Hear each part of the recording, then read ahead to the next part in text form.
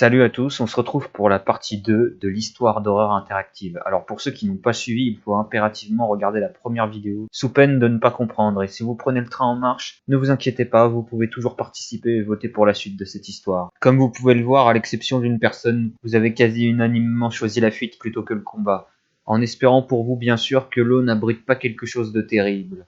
Mais c'est un risque à prendre. Une personne m'a fait part du fait que peut-être il y aura une meilleure arme plus tard, après tout il vaut mieux attendre. En tout cas, ce genre de choix en dit long sur la nature humaine, c'est très intéressant. Sur ces mots, reprenons et n'hésitez pas à vous abonner.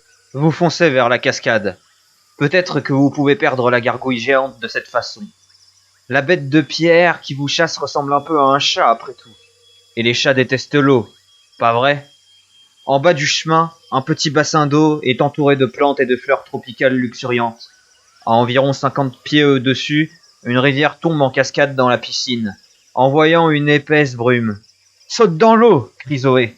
Depuis la rive moussue, elle s'élance et fait un boulet de canon parfait.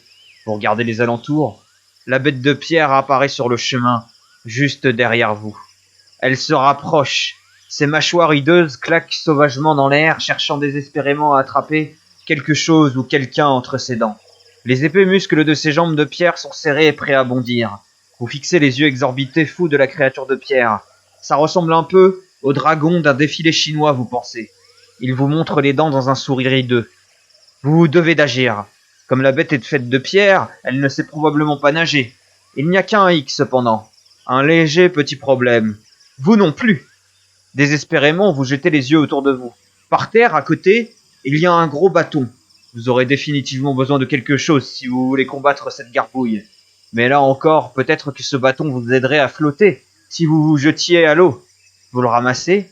La gargouille remue sa queue avec colère et se lèche les babines avec son énorme langue recouverte de gravier. Alors qu'allez-vous faire ? Fuir mais risquer la noyade ? Ou bien vous battre contre ce monstre ? Mieux vaut vous décider avant qu'il ne bondisse. Rendez-vous en description à nouveau pour le lien du vote.